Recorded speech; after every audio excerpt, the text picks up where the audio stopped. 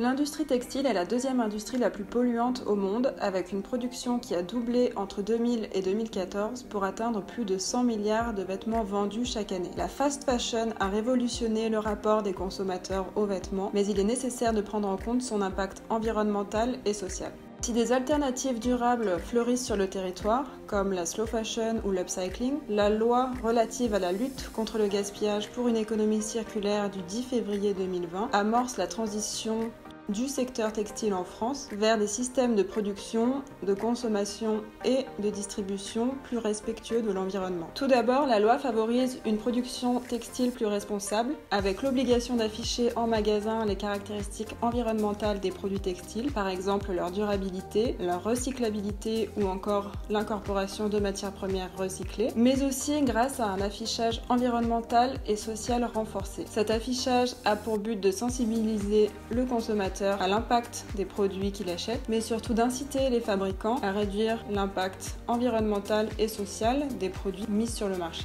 Enfin, la loi favorise une production textile plus responsable en intégrant un taux minimal d'incorporation de matières recyclées dans les textiles. Deuxièmement, la loi permet une meilleure information du consommateur avec l'obligation d'alerter sur la présence éventuelle de substances dangereuses dans les vêtements, par exemple les perturbateurs endocriniens, mais aussi en mettant en place une signalétique pour renforcer le geste de tri du produit textile. Troisièmement, la loi favorise le réemploi et le recyclage des produits textiles avec l'interdiction de la destruction des invendus textiles ou encore en incitant à une meilleure collecte des textiles usagés, par exemple avec une reprise sans frais par le distributeur. Enfin, la loi renforce le principe de responsabilité élargie des producteurs en intégrant par exemple les textiles sanitaires à usage unique ou les éléments de décoration textile, mais aussi en incluant dans le principe de REP les plateformes e-commerce d'habillement. Pour plus d'informations et pour découvrir le focus textile et économie circulaire de l'Institut national de l'économie circulaire, rendez-vous sur institut-économie-circulaire.fr.